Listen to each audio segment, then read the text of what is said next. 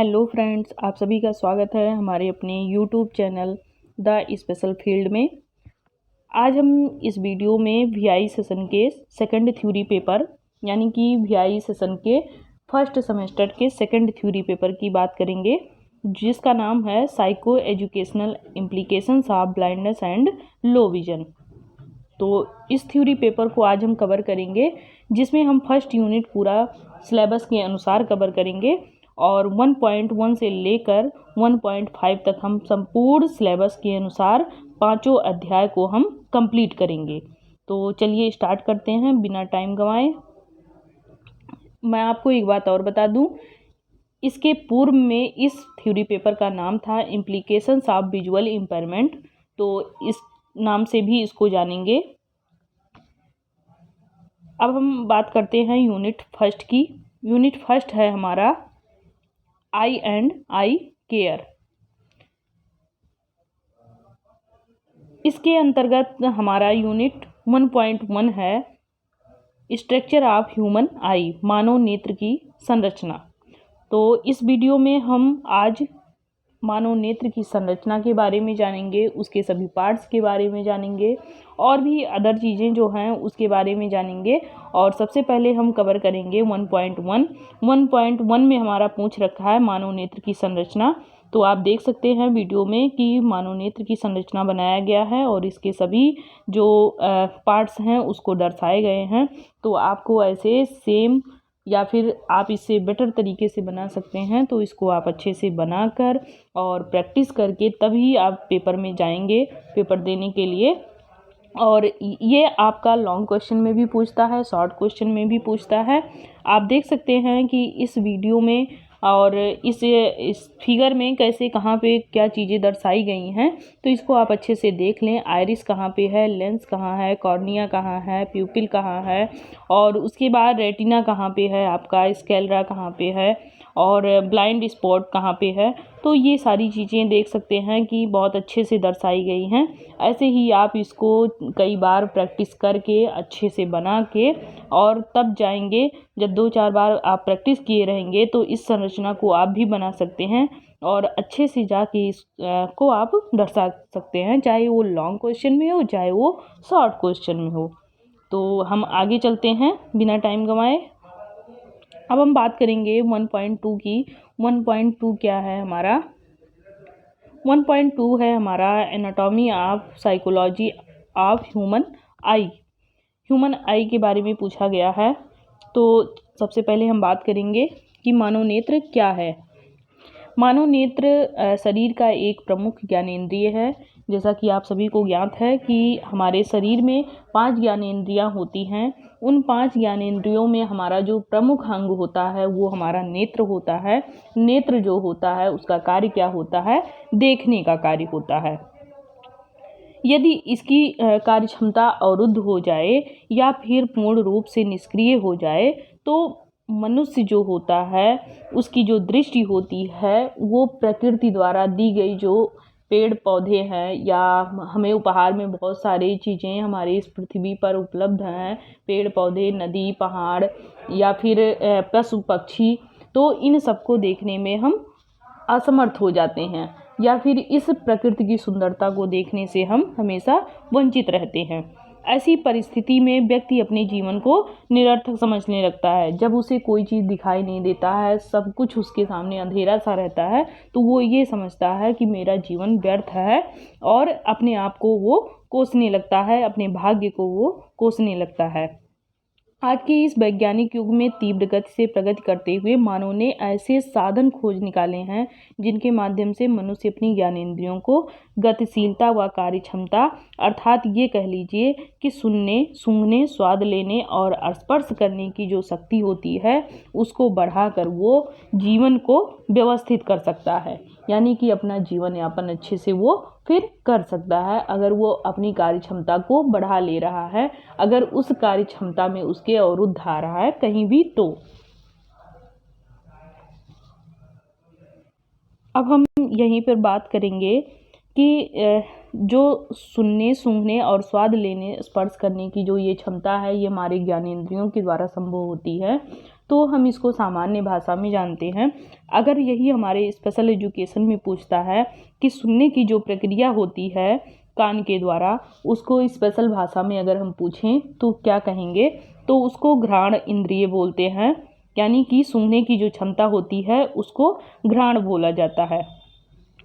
सूंघने की क्षमता को घ्राण बोला जाता है और सुनने की क्षमता को श्रवण इंद्रिय बोला जाता है।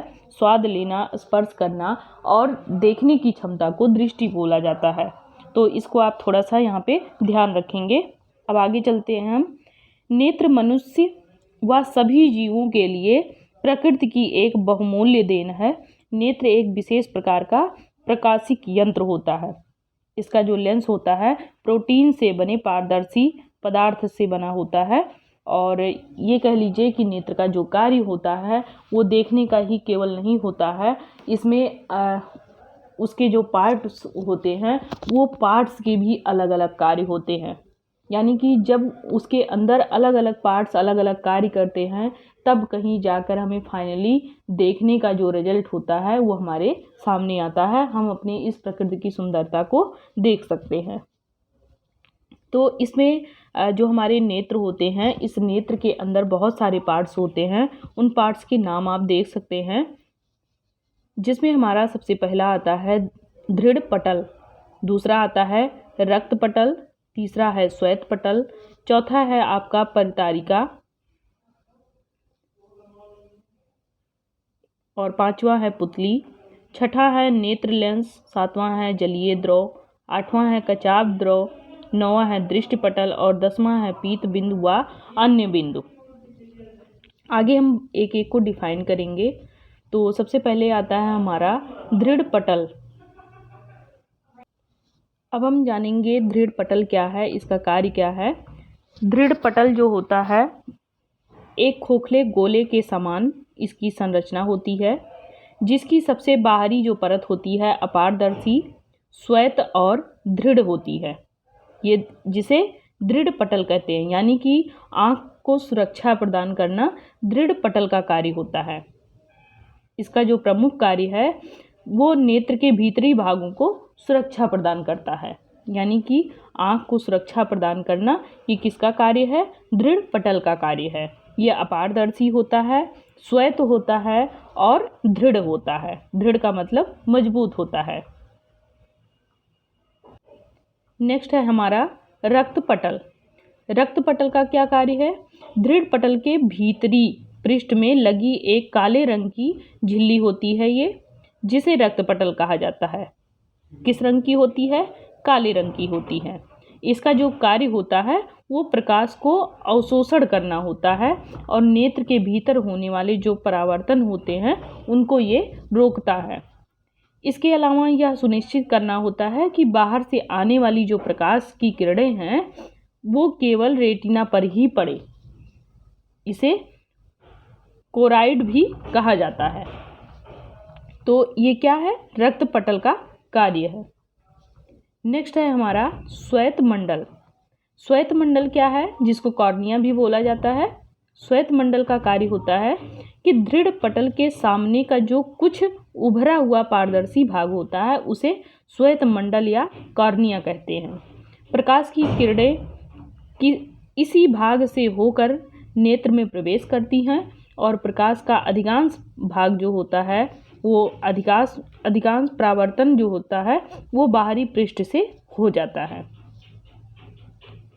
नेक्स्ट है परतारिका। परतारिका क्या है, कॉर्निया के पीछे एक प्रकार का रंगीन एवं अपारदर्शक झिल्ली का पर्दा होता है जिसे परतारिका कहते हैं। नेत्र का रंग इसी के रंग पर निर्भर करता है। यानी कि अगर परतारिका का रंग चेंज होता है तो नेत्र का भी रंग चेंज होगा। इसी के कारण जो हमारे बाहरी आँख का कलर होता है वो कलर डिसाइड होता है। अगला है हमारा पुतली। पुतली क्या है, आइरिस के मध्य एक छोटा सा छिद्र होता है जिसे पुतली या नेत्र तारा कहते हैं। किसके पीछे होता है ये या किसके मध्य में होता है, आइरिस के मध्य में होता है एक छोटा सा छिद्र होता है जिसे पुतली या नेत्र तारा कहा जाता है। इसका जो कार्य होता है वो नेत्र में प्रवेश करने वाली प्रकाश की मात्रा को नियंत्रित करना होता है। यह गोल तथा काला दिखाई देता है। पुतली की यह विशेषता होती है कि अधिकांशतः ये अंधकार में यह स्वतः बड़ी व अधिक प्रकाश में स्वतः छोटी होती है।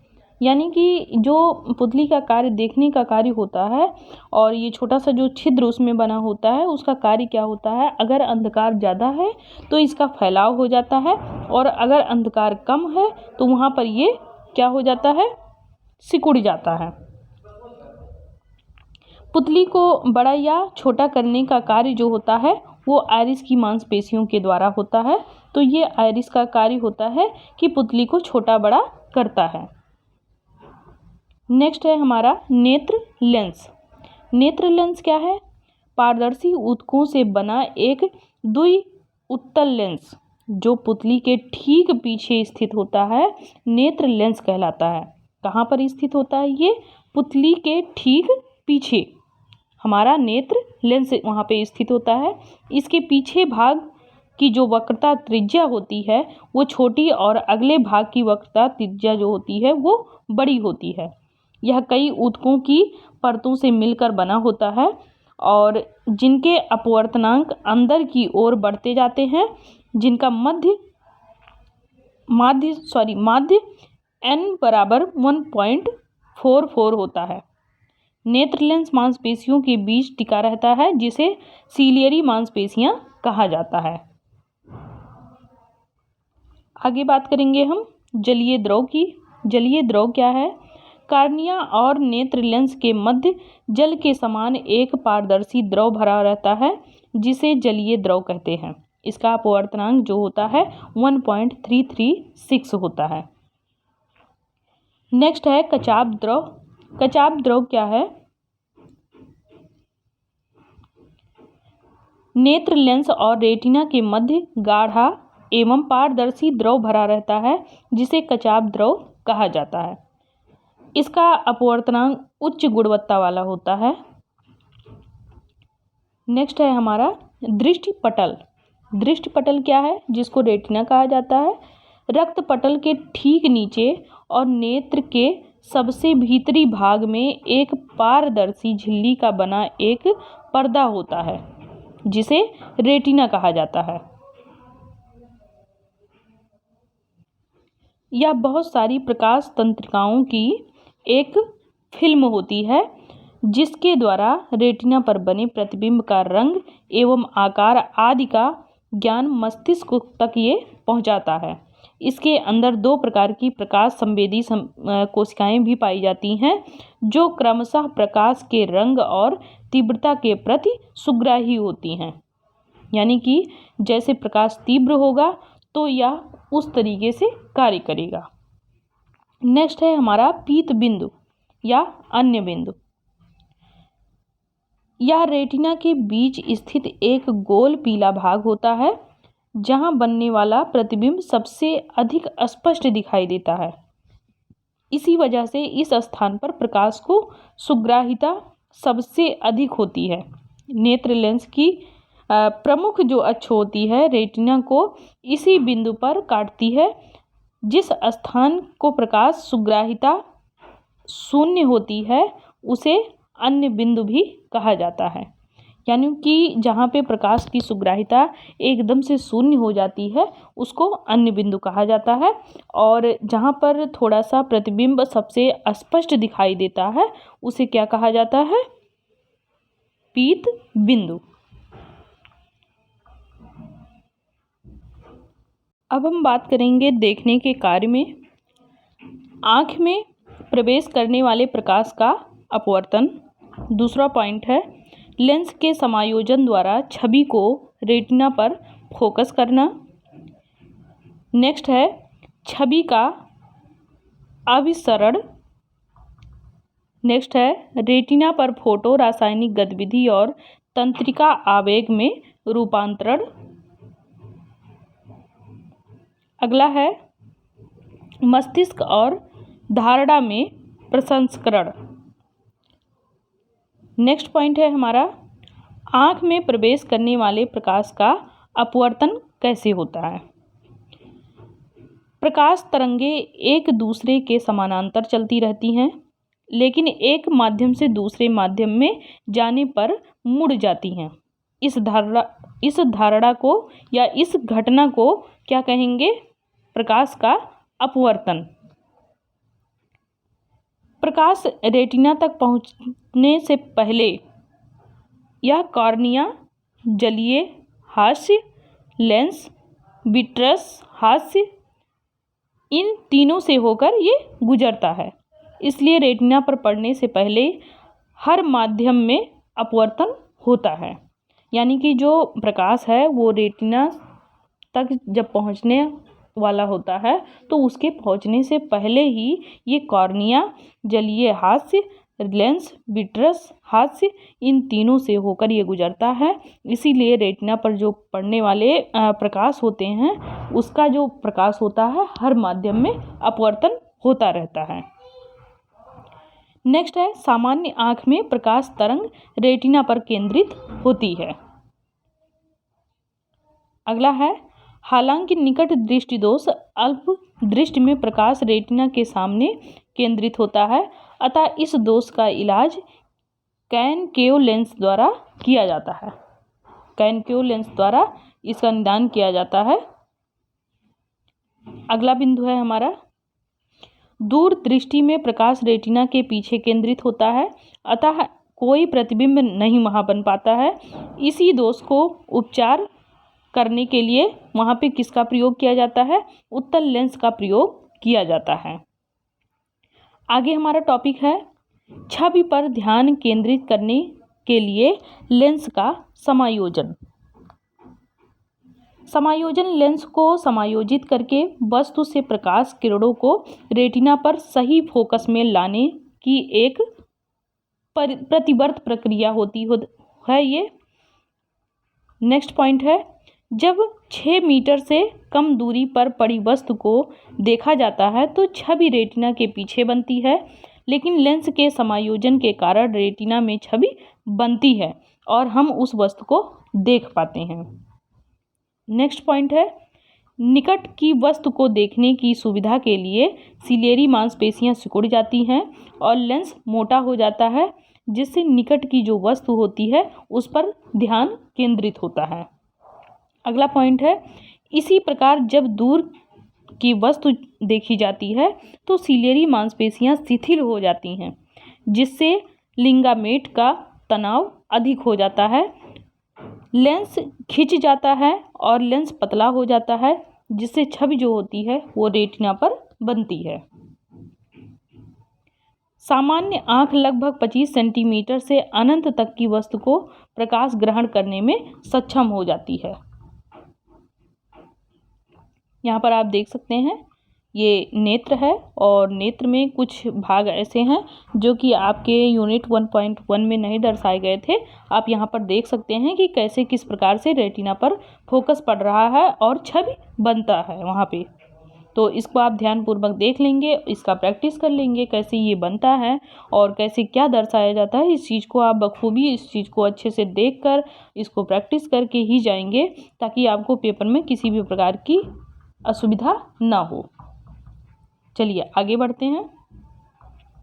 सिलेरी मांसपेशियां शिथिल फॉर डिस्टेंस ऑब्जेक्ट्स हो जाती हैं। सिलेरी बड़ी अपनी सामान्य विश्राम अवस्था में लौट आती हैं। लेंस के सस्पेंसरी लिगामेंट पर तनाव बढ़ जाता है, लेंस पतले और स्पाट हो जाते हैं और दूर की जो वस्तु पर ध्यान केंद्रित करना संभव हो जाता है वहाँ पर। यह आप दूसरा फिगर देख सकते हैं इसी का, कि कैसे नज़दीक की वस्तुएं देखी जा सकती हैं। आगे चलते हैं। सिलेरी मांसपेशियां जो होती हैं वो सिकुड़ती हैं। सिलेरी बॉडी आगे और अंदर की ओर खिंचती है। लेंस के सस्पेंसरी लिगामेंट पर तनाव कम हो जाता है। लेंस अपनी लोच के कारण मोटा और गोल हो जाता है। वस्तु के निकट ध्यान केंद्रित करना संभव हो जाता है। अब हम बात करेंगे छवि का अभिसरण। छवि का अभिसरण मानो आँख में दूरबीन दृष्टि होती है। इसका मतलब यह है कि यद्यपि हमारी जो दोनों आँखें हैं, हम एक ही छवि को देखते हैं, यानी कि दोनों आँखों से हम एक ही छवि को देखने का कार्य करते हैं। दूरबीन दृष्टि में किसी करीबी वस्तु पर ध्यान केंद्रित करने के लिए दो नेत्र गोलक थोड़ा अंदर की ओर मुड़ते हैं ताकि दोनों की जो छवि होती है एक ही समय पर रेटिना पर संबंधित बिंदुओं पर पड़े। इस घटना को अभिसरण कहा जाता है। इसको एक बार फिर से आप लोग देख लें। दूरबीन दृष्टि में किसी करीबी वस्तु पर ध्यान केंद्रित करने के लिए दो नेत्र गोलक थोड़ा सा अंदर की ओर मुड़ जाते हैं ताकि दोनों की छवि एक ही समय पर रेटिना पर संबंधित बिंदुओं पर पड़े। इस घटना को क्या कहा जाता है? अभिसरण। आगे बात करेंगे रेटिना में फोटो रासायनिक गतिविधि और तंत्रिका आवेग में रूपांतरण। पहला है आपका छड़ों में फोटोकेमिकल गतिविधि। दूसरा है शंकुओं में फोटोकेमिकल गतिविधि। आगे बात करेंगे मस्तिष्क और धारणा में छवि का प्रसंस्करण। छड़ों और शंकुओं की उत्तेजना के कारण सभी दृश्य जानकारी रेटिना में उत्पन्न होती हैं और मस्तिष्क तक पहुंच जाती हैं। दूसरा है हमारा रेटिना में 5 प्रकार की कोशिकाएं होती हैं और ये सिनेप्स द्वारा आपस में जुड़ जाती हैं।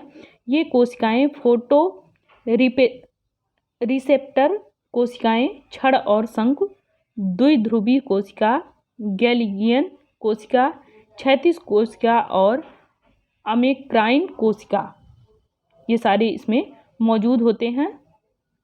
नेक्स्ट है हमारा अल्प दृष्टि या न्यून दृष्टि का अर्थ।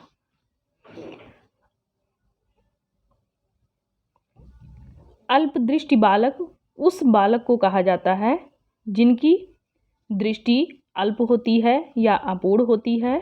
ऐसे बालक पूर्ण रूप से दृष्टिहीन नहीं होते हैं, बल्कि बची हुई अवशेष दृष्टि से देखने की क्षमता वो रखते हैं। ऐसे बच्चों की आवश्यकताएं पूर्णतः दृष्टिबाधित बच्चों से अलग होती है। उदाहरण के लिए हम बात करें तो अल्पदृष्टि बालक को ब्रेल की आवश्यकता नहीं होती है, परंतु कुछ ऐसे अल्पदृष्टि भी होते हैं जिनकी दशा पूर्णतः दृष्टिबाधित तथा दृष्टिवानों के मध्य होती है। ऐसे छात्र यह निश्चित नहीं कर पाते हैं कि ब्रेल सीधा या छपा हुआ प्रिंट है। इस स्थिति में इनका बहुमूल्य समय जो होता है वो नष्ट हो जाता है, क्योंकि वो अपनी ही क्राइटेरिया को नहीं समझ पाते हैं कि हमें ब्रेल में पढ़ना है या हमें प्रिंट में पढ़ना है। दोनों के मध्य ये अपने आप को असमंजस की अवस्था में पाते हैं। अब हम बात करेंगे यूनिट 1.3 की। 1.3 है हमारा अपवर्तन और अपवर्तक त्रुटियां। अपवर्तन और अपवर्तक त्रुटियां, यह एक बहुत ही सामान्य नेत्र विकार है। यह तब होता है जब आँख छवियों पर स्पष्ट रूप से ध्यान केंद्रित नहीं कर पाती है और बाहरी दुनिया की जो छवि होती है वो स्पष्ट रूप से ध्यान केंद्रित नहीं कर पाती है। रिफ्लेक्शन फोकस, जब प्रकाश एक माध्यम से दूसरे माध्यम में जाता है तथा वहाँ अपने मार्ग से थोड़ा सा हट जाता है या विचलित हो जाता है, इस घटना को प्रकाश का अपवर्तन कहते हैं। जब प्रकाश की किरणें किसी सतह पर टकराती हैं तो परावर्तन के बाद उसी कोण के माध्यम से वापस चली जाती हैं। इसको क्या कहेंगे? प्रकाश का अपवर्तन। रिफ्लेक्टिव फोकस क्या है? अपवर्तक त्रुटियां क्या हैं? जब अपवर्तक त्रुटि उत्पन्न होती है जब आँख का आकार प्रकाश को सही ढंग से मोड़ नहीं पाता है। इसी धुंधली दृष्टि को क्या कहते हैं? अपवर्तक त्रुटियाँ। या कह लीजिए कि जब उस प्रकाश को मोड़ने में दिक्कत आती है या परेशानी आती है, समस्या होती है, तो वहाँ पर धुंधली दृष्टि उत्पन्न होती है। उसी धुंधली दृष्टि को क्या कहते हैं? अपवर्तक त्रुटियाँ कहते हैं। इसके लक्षण क्या हैं? दोहरी दृष्टि, धुंधली दृष्टि, देखने में दिक्कत, सिर दर्द, पढ़ने या स्मार्ट डिवाइस का उपयोग करते समय ध्यान केंद्रित करने में परेशानी। आगे बात करेंगे निकट दृष्टि दोष की। निकट दृष्टि दोष क्या है? इसमें व्यक्ति को पास की जो वस्तुएं होती हैं वो स्पष्ट दिखाई देती हैं, लेकिन दूर की जो वस्तुएं होती हैं वो स्पष्ट दिखाई नहीं देती हैं। इस प्रकार के जो दृष्टि दोष में प्रतिबिंब होता है वो रेटिना पर न बनकर उसके बाहर की ओर बनता है। इसके उपचार के लिए अवतल लेंस का उपयोग किया जाता है। ये मोस्ट इम्पॉर्टेंट है, इसको आप थोड़ा सा ध्यान रखेंगे कि निकट दृष्टि दोष में अपवर्तन लेंस का उपयोग किया जाता है। अब आगे बात करेंगे इसके कारण पर। इसका प्रमुख 2 कारण होता है। नंबर 1, नेत्र लेंस के पृष्ठों की वक्रता का बढ़ जाना, जिससे फोकस दूरी कम हो जाती है। नंबर 2 है नेत्र के गोले का व्यास बढ़ जाता है, अर्थात नेत्र लेंस व रेटिना के बीच की जो दूरी होती है वो बढ़ जाती है। अब हम बात करेंगे दूर दृष्टि दोष की।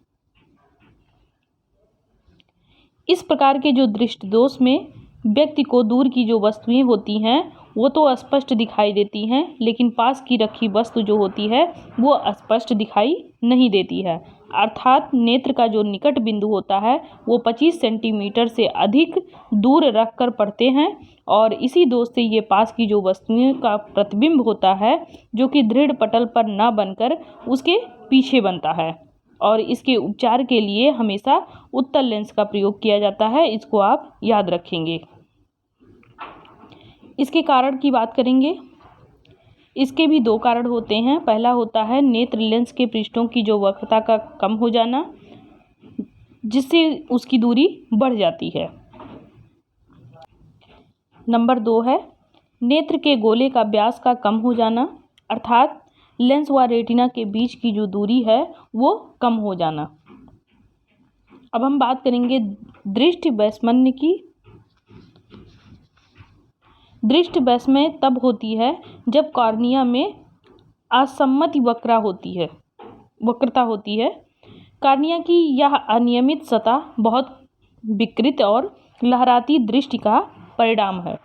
इसके अलावा यह सभी दूरियों पर धुंधली दृष्टि का कारण बनता है।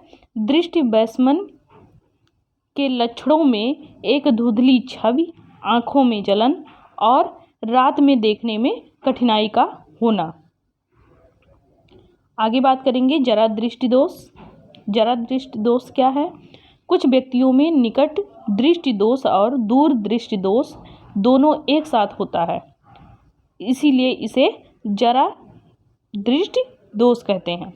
ऐसे व्यक्ति द्विफोकसी लेंस का प्रयोग करते हैं, अर्थात आप जानते हैं कि जो चश्मे का प्रयोग करते हैं उसमें निकट दृष्टि दोष और दूर दृष्टि दोष दोनों का लेंस जो होता है वो समन्वित होता है। उसी को जरा दृष्टि दोष वाले व्यक्तियों को दिया जाता है या प्रोवाइड किया जाता है। इसमें जो ऊपरी भाग होता है लेंस का वो अवतल होता है, और नीचे का जो भाग होता है वो उत्तल लेंस का बना होता है। ऊपरी भाग से दूर की वस्तुओं को देखने के लिए तथा निचले भाग का प्रयोग हम निकट की वस्तुओं को देखने के लिए प्रयोग करते हैं। अब हम बात करेंगे 1.4 की। ये तो हमारा 1.3 था जो कि कंप्लीट हो गया। ये आपका मोस्ट इम्पॉर्टेंट है जरा दृष्टि दोष, तो इसको आप एक बार पढ़ के जरूर जाएंगे। अब हम बात करेंगे 1.4 की। 1.4 क्या है? 1.4 है common eye disease and their implications, conjunctivitis, eye flu या आँख का आना। यह अत्यंत छुआछूत की बीमारी है। यह ऋतु के बदलने के समय आती है, जल्दी फैलती है, लेकिन ठीक समय पर इलाज करने पर 5 से 7 दिन के अंदर यह ठीक हो जाता है। जैसा कि आप सभी को ज्ञात है कि मई, जून और अप्रैल के महीने में भी जो तेज़ हवाएं चलती हैं, इसके साथ में ये ज़्यादा फैलता है आई फ्लू, आँख का आना, जिसको बोलते हैं आँख का उठना। इसका कारण क्या होता है? वस्तुतः यह वायरल रोग होता है और बहुत जल्दी छुआछूत से ये फैल जाता है। इसके लक्षण आप देख सकते हैं। इसमें जो आँख होती है वो लाल हो जाती है, आँख से पानी बहता रहता है और पास की जो वस्तुएं होती हैं वो थोड़ा सा धुंधली दिखाई देने लगती हैं। पलकों में सूजन आ जाती है, आँख में चुभन होने लगती है और आँख जो होती है वो कीचड़ से थोड़ा सा चिपकने लगती है और आँखों से गंदगी निकलती रहती है बार बार। आगे है फैलने के जो तरीके हैं वो कैसे होता है, ये जो आई डिजीज है ये कैसे फैलता है। व्यक्ति आँख आने पर बार बार आँखों को मलता रहता है और इसी तरह वो छूने से उसके हाथों में रोग के कीटाणु आ जाते हैं और फिर उसी हाथ से वह जिस वस्तु को छुएगा, जैसे कि रुमाल है, दरवाज़ा है, पेन है, मेज है या कोई बर्तन है, या कीटाणुओं का जो असर होगा जब कोई व्यक्ति उस वस्तु के टच में आएगा या उसे छुएगा तो यह रोग उसे भी लग जाएगा। उपचार क्या होता है? इसमें एक एंटीबायोटिक ड्रॉप्स आता है जिसको डालने से यह रोग 5 से 7 दिन तक रहता है और 5 से 7 दिन के भीतर ही ठीक हो जाता है। इसके रोकथाम क्या हैं? रोगी अपनी आँखों को बार बार न छुए, आँखों को छूने पर अपने हाथ जरूर धोए, अपना तौलिया रुमाल अलग रखे, आँखों को पोंछने के लिए रुई या टिश्यू पेपर का प्रयोग करें, जिसे इस्तेमाल करने के बाद उसे फेंक दें। आगे बात करेंगे मंद दृष्टि की। मंद दृष्टि क्या होती है? मंद दृष्टि में एम्ब्लायोपिया को लेजी आई या हिंदी में मंद दृष्टि के रूप में भी जाना जाता है। यह एक ऐसा दृष्टि विकार होता है जिसमें आँख में धुंधला दिखाई देता है। आलसी आँख जीवन के आरंभ में असामान्य दृश्य विकास के कारण एक आँख की दृष्टि कम हो जाना या कमजोर या आलसी आँख अक्सर अंदर या बाहर की ओर भटकती रहती है, यानी कि बार बार आँखों की पलकों का नीचे ऊपर होना, आँख की पुतलियों का बार बार चलना। एम्ब्लियोपिया आमतौर पर जन्म से लेकर 7 वर्ष की आयु तक विकसित होता है। यह बच्चों में कम दृष्टि होने का प्रमुख कारण होता है। शायद ही कभी आलसी आँख दोनों आँखों को प्रभावित करती है, यानी कि किसी एक आँख को ही ये प्रभावित करती है।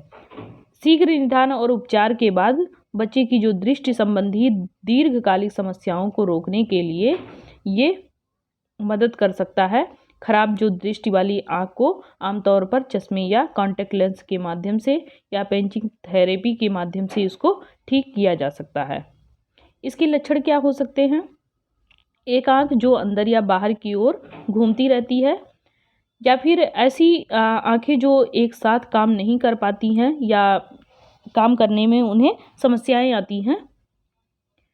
नेक्स्ट है खराब गहराई की धारणा, भेंगापन या आँख बंद कर लेना, सिर का झुकाना, दृष्टि स्क्रीनिंग जो परीक्षण होता है उसका असामान्य परिणाम। कभी कभी आँखों की जो जांच के बिना भी आलसी आँख का पता नहीं चल पाता है, यानी कि जब इसको आप जांच करेंगे तभी इसको जान पाएंगे, और जांच के बिना भी ये जाना जा सकता है, लेकिन कभी कभी क्या होता है बिना जांच के इसको हम पता नहीं कर सकते हैं। इसका कारण क्या है कि जीवन के आरंभ में असामान्य दृश्य अनुभव के कारण आलसी आँख विकसित होती है, जो आँख और मस्तिष्क के पीछे ऊतक की एक पतली परत रेटिना के बीच तंत्रिका मार्गों को बदल जाती है। कमजोर आँख को कम दृश्य संकेत प्राप्त होते हैं, अतः आँखों की एक साथ काम करने की जो क्षमता होती है वो कम हो जाती है। कोई भी चीज़ को बच्चे की दृष्टि को धुंधला कर देती है, या बच्चों को आँखों को पार कर जाती है या बाहर कर देती है, उसका परिणाम आलसी आँख हो जाता है। इस स्थिति को सामान्य कारणों में भी शामिल किया जाता है। मांसपेशियों में असंतुलन। नेक्स्ट है हमारा आलसी आँख का सबसे आम कारण आँखों की स्थिति वाली मांसपेशियों में असंतुलन होता है। यह असंतुलन आँखों को अंदर या बाहर की ओर मोड़ने, का जो कारण होता है वो बन सकता है और उन्हें एक साथ काम करने में रोकता भी है। आगे हम बात करेंगे आंख के बीच दृष्टि की तीक्ष्णता में अंतर। अपवर्तक। प्रत्येक आंख में नुक्से के बीच एक महत्वपूर्ण अंतर अक्सर दूरदर्शिता के कारण, लेकिन कभी कभी निकट दृष्टि दोष या आंख की असमान सतह वक्र दृष्टि वैषम्य के कारण आलसी आंख का परिणाम हो सकता है। इन अपवर्तक समस्याओं को ठीक करने के लिए आमतौर पर चश्मे या कॉन्टैक्ट लेंसों का प्रयोग किया जाता है। इसका अभाव क्या है? एक आंख की जो समस्या होती है, जैसे कि लेंस में बादल वाला क्षेत्र, मोतियाबिंद जिसको कहा जाता है, उस आंख में स्पष्ट दृष्टि को रोकता है और शैशवावस्था में डिप्रेशन या एम्ब्लोपिया के लिए अस्थायी दृष्टि हानि को रोकने के लिए तत्काल उपचार की आवश्यकता होती है। अब हम बात करेंगे जोखिम की। जोखिम क्या है कि आँख जो होती है, आलसी आँख के बढ़ते जोखिम से जुड़े कारकों को भी इसमें शामिल किया गया है, जैसे जन्म से पहले और जन्म के समय छोटा आकार और आलसी आँख का पारिवारिक इतिहास, विकास असमर्थता, यानी कि अगर आनुवंशिक कोई कारण है तो वह भी इसमें अपनी भूमिका निभाता है। आगे हम बात करेंगे एम्ब्लोपिया पे तेज तथ्य। आलसी आँख के लक्षणों में धुंधली दृष्टि और खराब गहराई की धारणा शामिल होती है। यह आँख और मस्तिष्क के बीच संबंधों की समस्या को आँख की नहीं उपचार प्रभावी हो सकता है और यह जितनी जल्दी शुरू हो उतना बेहतर होता है। आगे हम बात करेंगे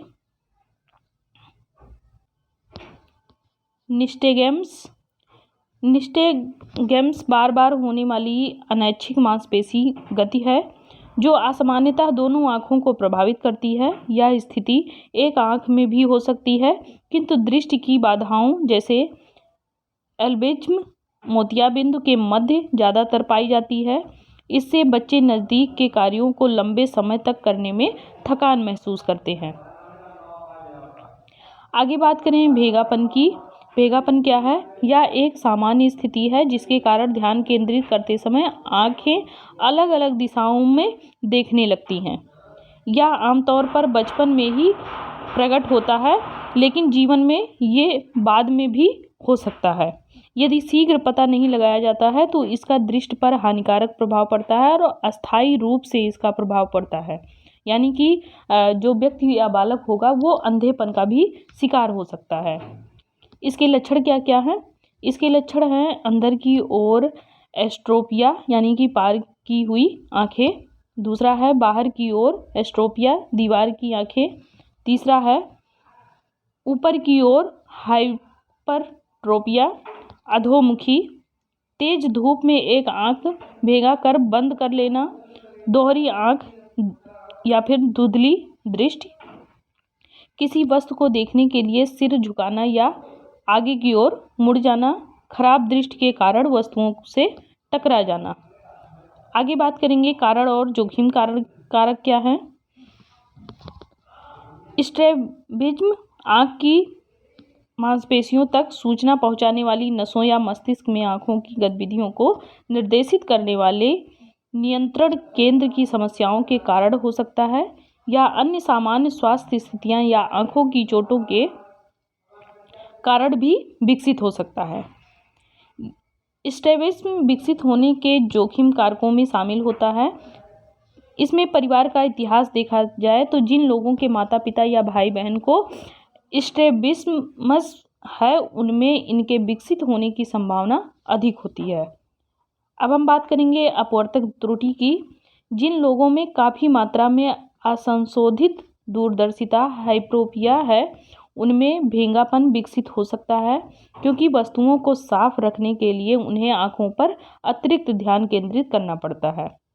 अगर चिकित्सा दशाएं देखें तो डाउन सिंड्रोम और सेरेब्रल पॉल्सी जैसी स्थितियों वाले जो लोग होते हैं जिन्हें स्ट्रोक या सिर में चोट लगी होती है, उनमें स्ट्रैबिज्म विकसित होने का खतरा अधिक होता है। इसका उपचार क्या है? स्ट्रैबिज्म बिस्मस के उपचार में चश्मा, प्रिज्म, दृष्टि चिकित्सा या आँख की मांसपेशियों की सर्जरी शामिल हो सकती है। यदि शीघ्र पता लगाया जाए तो स्ट्रैबिस्मस को अक्सर उत्कृष्ट परिणामों के साथ ठीक किया जा सकता है। स्ट्रैबिस्मस से पीड़ित लोगों के पास आँखों के संरेखण और समन्वय में सुधार के कई उपचार विकल्प में हैं, जैसे चश्मा या कॉन्टैक्ट लेंसों का प्रयोग कर सकते हैं या रोगियों के लिए आवश्यक व एकमात्र उपचार हो सकता है। प्रिज्म लेंस ले सकते हैं, जिसमें ये विशेष लेंस एक तरफ से दूसरी तरफ अधिक मोटे होते हैं। प्रिज्म आँखों में प्रवेश करने वाले प्रकाश को बदल भी देते हैं और वस्तुओं के देखने के लिए आँख को कितना मोड़ना चाहिए कम कर देता है। कभी कभी प्रिज्म आँख मोड़ने की समस्याओं को भी खत्म कर देता है। अब हम बात करेंगे दृष्टि चिकित्सा की। आपका ऑप्टोमेट्री डॉक्टर आँखों के समन्वय और आँखों के फोकस को बेहतर बनाने के लिए दृश्य गतिविधियों का एक संरचित कार्यक्रम लिख सकता है। विजन थेरेपी आँखों को मस्तिष्क को अधिक प्रभावी ढंग से काम करने के लिए प्रशिक्षित करती है। ये नेत्र व्यायाम आँखों की गति, आँखों पर ध्यान केंद्रित करने और आँखों को टीमिंग की समस्याओं में मदद कर सकते हैं। आगे हम बात करेंगे उभरी हुई आँख की। एक्सोथैलेमिया एक ऐसी स्थिति का वर्णन करता है जहां नेत्रगोलक आँख के सॉकेट से बाहर निकल जाता है, जिससे वह उभरा हुआ प्रतीत होता है। यह एक या दोनों आँखों को प्रभावित कर सकता है और थायराइड ग्रंथि की समस्याओं के कारण ये ज़्यादा होता है। यह कितना गंभीर है इसके आधार पर एक्सोप्थेल्मस आँखों की समस्याओं को पैदा कर सकता है, जैसे कॉर्निया का सूखापन और नेत्र श्लेष्मा शोथ, जो आँख की परत की सूजन है। दीर्घावधि में लक्षणों में सुधार होता है, लेकिन इसमें बरसों लग जाते हैं। इलाज ना मिलने पर आँखें उभरी रह सकती हैं, जो कि हमेशा के लिए रह सकती हैं। एक्सोप्थेल्मिया कोई स्थिति नहीं है, बल्कि एक विकार का संकेत होता है। आमतौर पर यह थायराइड ग्लैंड में किसी समस्या का संकेत दे सकता है या ग्रेव्स रोग एक्सोथैलेमिया का सबसे आम कारण माना जाता है। इसका कारण क्या होता है? इसका कारण होता है कि उभरी हुई आँख तभी हो सकता है जब आँख के सॉकेट में कुछ ऐसा प्रतीत हो कि नेत्रगोलक को आगे की ओर धकेला जा रहा है। यह कैंसर या गैर कैंसर युक्त ट्यूमर से हो सकता है, या खून का जो थक्का जमता है उसके कारण भी होता है। एक आँख में चोट लग जाना, ऑर्बिटल सेलुलाइट्स यानी कि आँख के आसपास के ऊतकों का कारण या संक्रमण, मस्तिष्क के भीतर की असामान्यताएं। जो कोई भी देखता है कि एक दोनों आँखों में बाहर निकलने लग रही हैं, तो वो चिकित्सीय सहायता उसको चाहिए, यानी कि उसे चिकित्सीय सहायता लेनी पड़ सकती है। फिर लक्षण क्या हो सकते हैं इसके? अब हम लक्षण की बात करें तो जिस व्यक्ति को ग्रेव्स एक्सोथैलेमिया है, उसे निम्नलिखित लक्षणों का अनुभव कर सकते हैं, जैसे आँखों में दर्द, सूखी आँखें, आँख में जलन, फोटोफोबिया या प्रकाश के प्रति संवेदनशीलता। यदि ऑप्टिक तंत्रिका संकुचित हो जाती है तो अंधापन, आँखों को भी हिलाने में कठिनाई, या क्योंकि आँखों की मांसपेशियां प्रभावित होती हैं। धुंधली दृष्टि, आँखों के पीछे और आसपास का होना या उसमें दबाव महसूस करना। इसका उपचार क्या हो सकता है कि एक चिकित्सक आमतौर पर एक उभरी हुई आँख को देखकर या लेकिन कह लीजिए कि चूंकि एक्सोथैलेमिया आमतौर पर किसी बीमारी या स्थिति का संकेत होता है, इसलिए इसका कारण जानने के लिए परीक्षण की आवश्यकता होती है। जैसे इसमें थायराइड ग्लैंड जो होती है वो ठीक से काम कर रही है या नहीं कर रही है, देखने के लिए ब्लड टेस्ट या रक्त परीक्षण कराना चाहिए। दूसरा है एक एक्सोथैलेमिया मीटर का उपयोग करके फैलाव की जो डिग्री होती है उसका मापन करना। दूसरा है मस्तिष्क की संरचना का मूल्यांकन करना या मस्तिष्क का सीटी स्कैन या एमआरआई करना। अगला है एक्सोथैलेमिया, एक प्रगतिशील जो बीमारी होती है और लक्षण समय के साथ इसके जो होते हैं वो खराब हो जाते हैं। अब हम बात करेंगे श्वेतमंडल अल्सर की। कोई बाहरी वस्तु नेत्र में प्रवेश होने के कारण श्वेतमंडल में घाव या फोड़ा फुंसी हो जाती है। यदि यह घाव ठीक नहीं हो पाता है और यह अल्सर का रूप ले लेता है तो श्वेतमंडल अल्सर के कारण व्यक्ति में दृष्टिहीनता भी उत्पन्न हो सकती है। इसके बचने के लिए नेत्र को समय समय पर साफ पानी में धोना चाहिए, जिससे नेत्र में कोई धूल कण ना रह जाए, वरना श्वेतमंडल पर इसका बुरा असर पड़ेगा।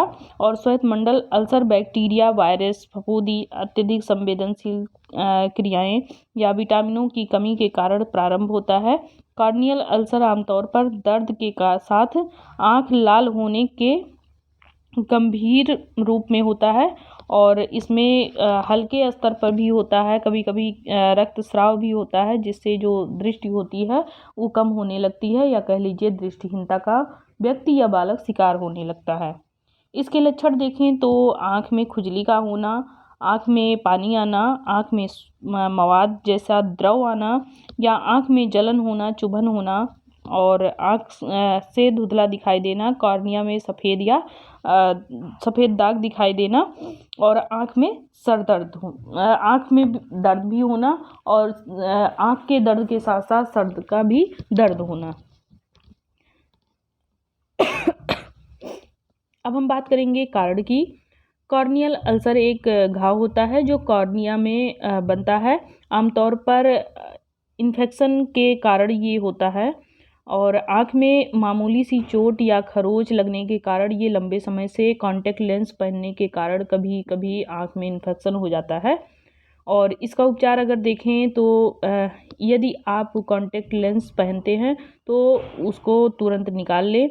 आँखों को उंगलियों से ना छुएं, ना रगड़ें, क्योंकि कॉर्नियल अल्सर की प्रमुख वजह संक्रमण है। इसलिए डॉक्टर को एंटीबायोटिक आई ड्रॉप जो देगा वो डॉक्टर की सलाह से ही उसको डालें, और यदि संक्रमण गंभीर है तो हर हाल में आई ड्रॉप डालने की ज़रूरत है।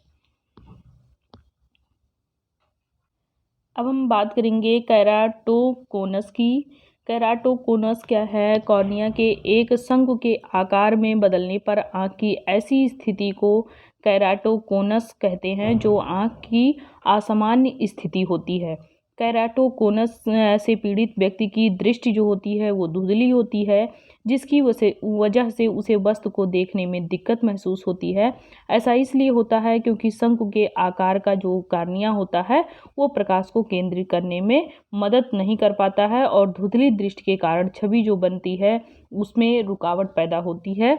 ऐसे में आप बिना चश्मे के स्पष्ट रूप से नहीं देख सकते हैं, क्योंकि चश्मा इस्तेमाल करते समय आप आराम से उस चीज़ को स्पष्ट रूप से देख सकते हैं। इसके लक्षण क्या होते हैं? एक आंख खुली और एक आंख बंद होने पर दोहरी दृष्टि का होना, पास और दूर रखी वस्तुएं धुंधली दिखाई देना, चश्मे को बार बार बदलने की ज़रूरत पड़ना। इसका कारण क्या होगा कि केराटोकोनस का निम्न कारण यह भी होता है कि इसमें आनुवंशिक कारण भी आता है। ज़्यादातर बच्चों का जो जन्म से केराटोकोनस के साथ में होता है। यह सामान्य होने वाली बीमारी ना होकर एक वंशानुगत बीमारी भी होती है, जो परिवार के किसी एक सदस्य को है तो दूसरे सदस्य को भी हो सकता है। दूसरा है प्राकृतिक कारण, और इस प्राकृतिक कारण में क्या हो सकता है कि पहले लगी चोट या आँख की स्थिति का कोई सबूत नहीं है, जिससे कॉर्निया के भीतर में बदलाव हो सकता है। अक्सर कॉर्निया का आकार जो होता है किशोरावस्था या 3 साल या उससे ज़्यादा उम्र में बदलना शुरू हो जाता है। और अनियमित दृष्टि जो वैषम्य होता है, आंखें मलना, हार्मोनल असंतुलन आदि इसके कारण भी केराटोकोनस का कारण ये बनता है। आगे चलते हैं, बात करते हैं मोतियाबिंद की। मोतियाबिंद क्या होता है? मोतियाबिंद विकसित देशों की एक बीमारी है। भारत में फैली मोतियाबिंद की 80% बीमारियों को दूर किया जा सकता है। मोतियाबिंद में लेंस के ऊपर एक अपारदर्शी पदार्थ जमा हो जाता है, जिसके कारण प्रकाश की जो किरणें होती हैं वो अंदर प्रवेश नहीं कर पाती हैं और व्यक्ति किसी वस्तु को ठीक से देख नहीं पाता है। यदि नेत्र के लेंस के ऊपर जमे पदार्थ को हटा दिया जाए तो नेत्र की जो दृष्टि होती है वो ठीक हो जाती है और यह एक सामान्य बीमारी है तथा अधिक उम्र के व्यक्तियों को के समूह के लोगों को ज़्यादा होती है। जब लेंस